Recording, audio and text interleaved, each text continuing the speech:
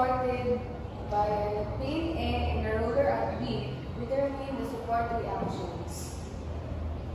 So the truss is supported by a plane A. Ano siya mag-provide sa both horizontal AX and vertical AY reaction.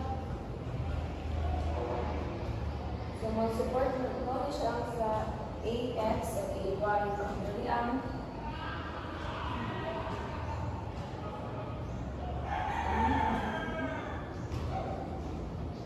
dali ang AX, dali ang AY.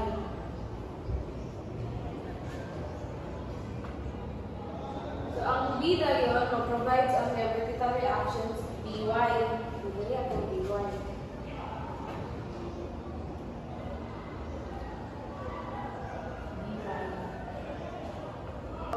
Ang iyahang internal forces ay 5 kilonewton o 10 kilonewton. So, pa-downward na siya.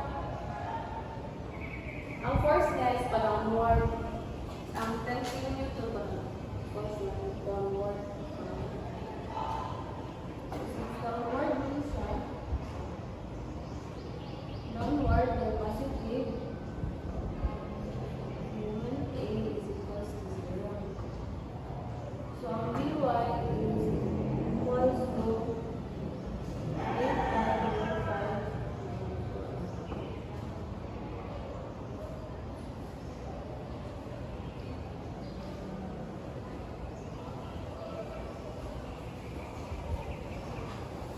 By 26 minus 10 minus 10 minus 4 minus 3.535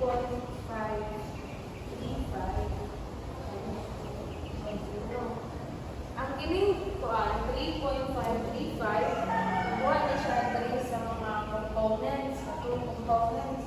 And Fs is equals to 5 plus 45 equals to 5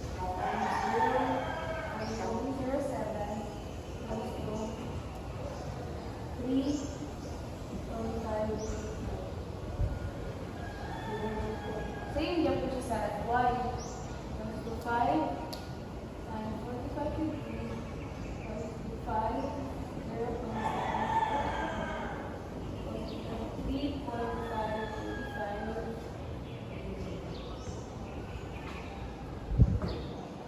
So instead of 5 kilonewton force, we consider 3.535.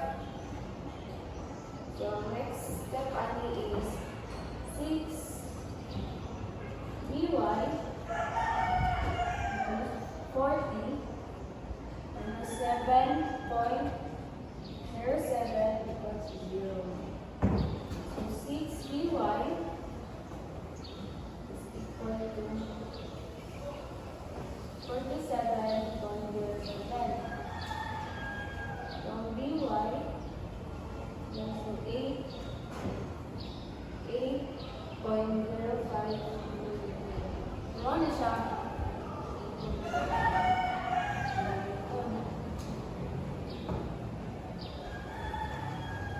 So, ang next, ang Fy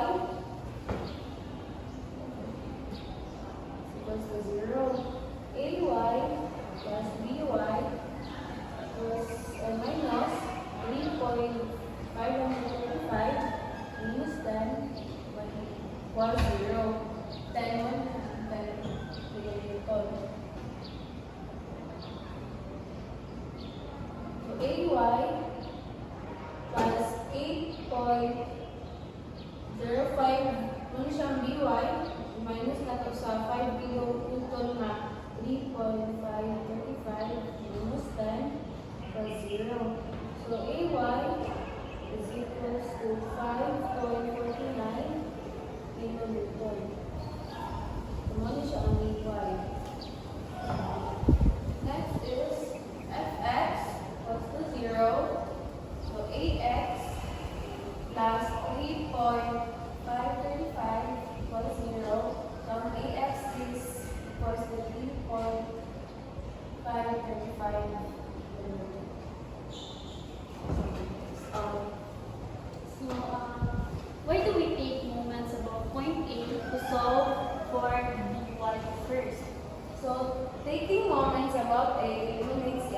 force at A. So, muna siya ang AX of AY. Because they pass through point A and have zero moment. This allows us to solve by BY directly without additional equations simplifying the calculations. Determine the reactions at the smooth contact points A, B, and C meter. So we have force applied of 250 Newton. Nga ang horizontal degree niya is 30 degree. So ang distance between A and B is 0.50 meters and sa B and C is 0.2 meters.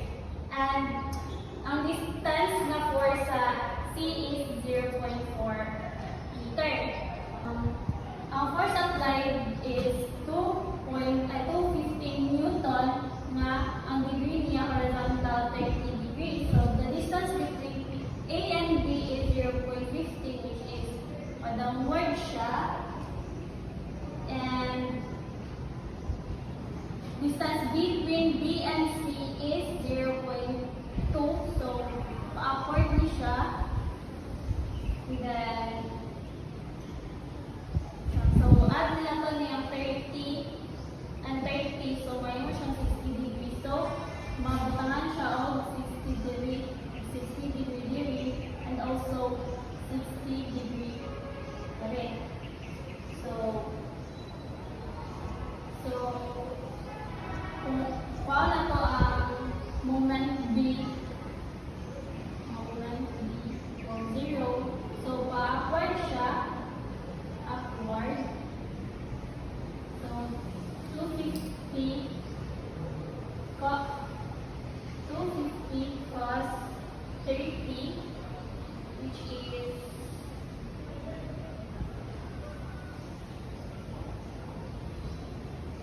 cos 30 because horizontal siya. And then, times 0.6, yan na to ang 0.2 and 0.4. Minus FC kay 0.2 man, so 0.2 minus FA kay 0.15 cosine 60. So, if i-add natin siya, tanan, kakuha ka ang 577.4 Newton. And then, sa FX is 0, negative 250 cosine 30 plus FC cos 60. So, makakuha tayo 433 Newton. So, sa FY so 0, negative 250 siya. Sine kay pa-vertical 30 degrees plus FC cos 30. So, makakuha ka. So, plus FC minus SA equals 0. So, if i-calculate natin tanan, 327.4 Newton atong makuha.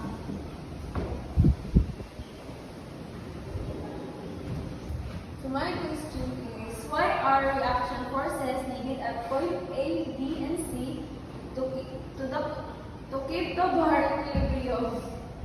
So, ang reaction forces sa A, B, and C ga counteract nga na-applied 250 Newton force of ang moment. So, kaning reactions ga make sure na ang bar ga remains sa stationary para mabalance ang both forces and torques.